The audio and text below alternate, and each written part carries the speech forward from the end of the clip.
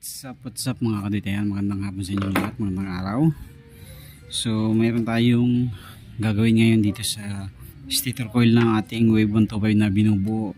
Since mahina na ang charging niya, palagi nalulobat dun sa previous na may-ari, ay ating ipo-full wave ngayon. So madali lang naman may full wave to.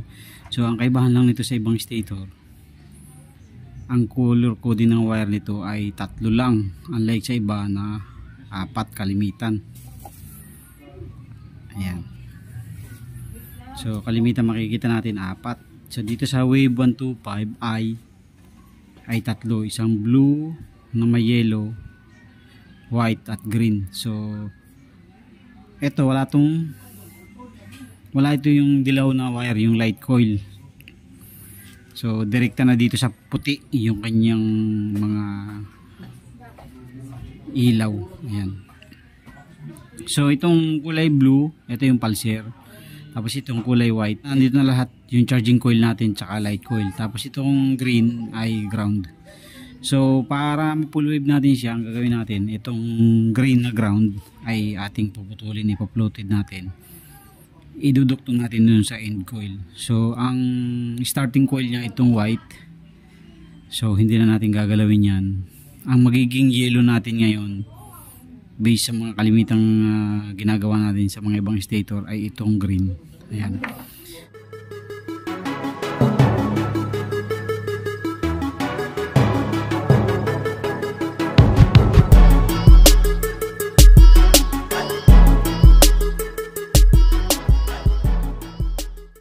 So ang starting coil niya ay ito yung puti, di ba?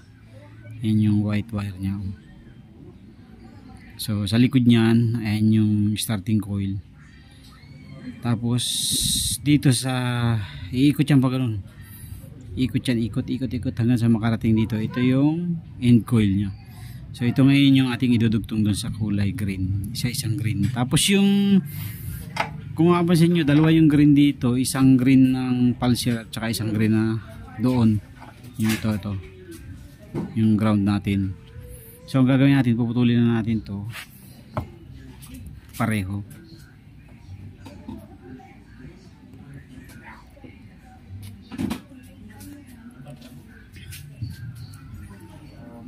Ayan, putulin na natin yan. Tapos ayan, hilahin nyo lang yung wire ng pulser. Ito, tanggalin nyo na to. Ilalagay natin ito dun sa ground na nitong ating screw. Sa body ground na natin siya ilalagay. Bago itong isang green. So ito ay iduduktong natin dito sa end coil. Nasaan na ba yung starting coil natin? End coil natin. Ito yung starting coil natin, yung sa white. Ayan, yan yung white. Dalawa lang naman yan yung pupunta dyan. Tsaka ito. So maliban dyan, wala na. So ang gagawin nyo, ito, tulin na natin to.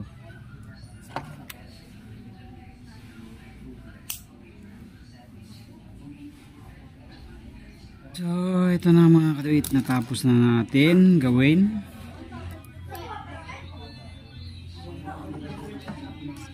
Napagduktong na natin. Ayan, ito yung end coil tsaka yung ating green. So check lang natin kung mayroon pa siyang connection sa body. So wala. Ayan o. So mga kado ito.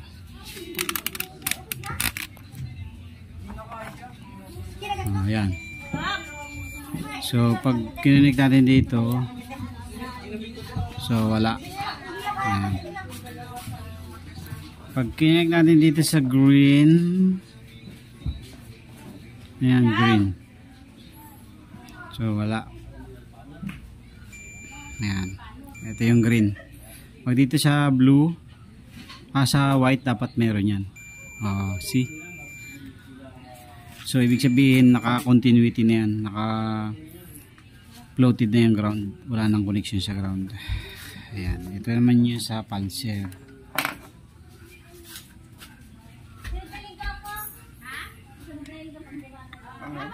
Okay, ayos na mga kadit, white. Ayan, white. may connection siyempre siya dito kasi ayan, magkakonek yan, dalawa na yan. Green, okay, kailangan walang connection dito. Okay, so yun na, tapos na tayo mga kaduit. So ikakabit na natin dun sa kanyang ano yan, kaha, sa kanyang cover. Ayan, bagong pintura yung cover niyan, maganda ang pintura. Yun pala, meron pala akong nilagay na shrinkable dyan. So, shrinkable. Lagyan natin ng shrinkable yung ano, yung kanyang hinang para mas maganda.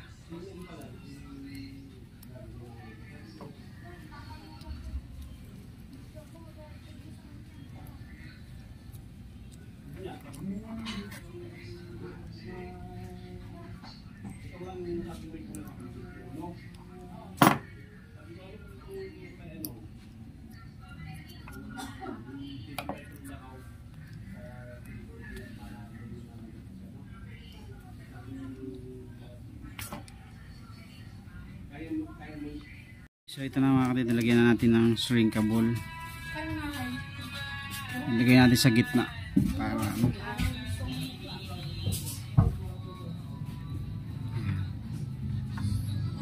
para hindi siya kumaskas. Tapos lagyan natin ng shrinkable tube.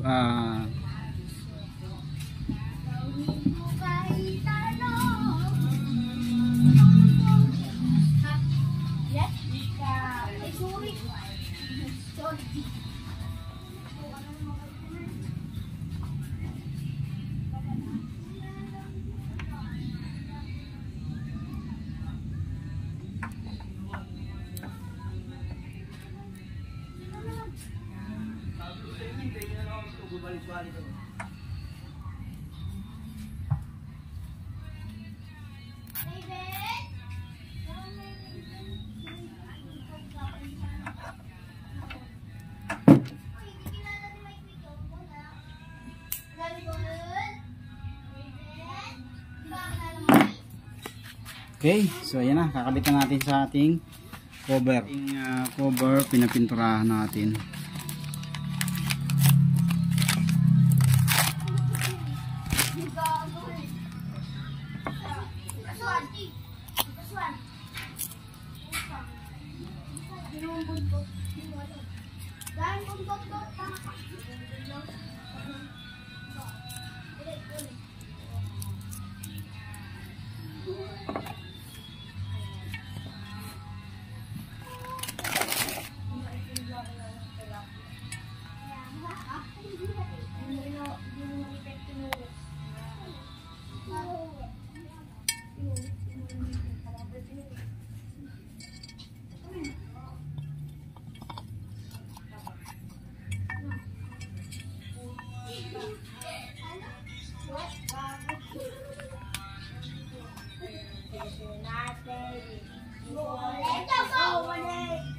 So, ito na mga kapatid, dito natin nilalagay siya.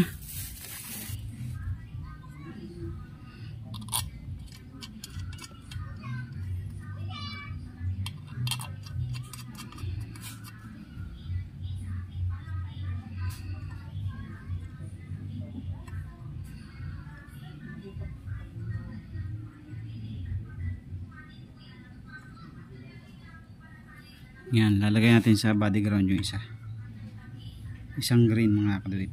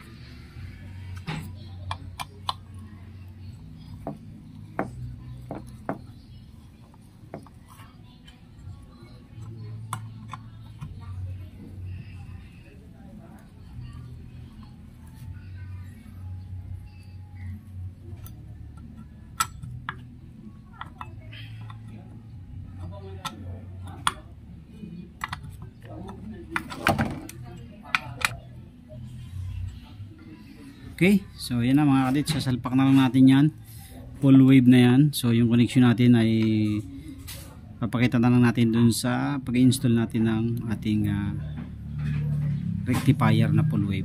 Thank you very much, God bless po sa inyong lahat. Yan na.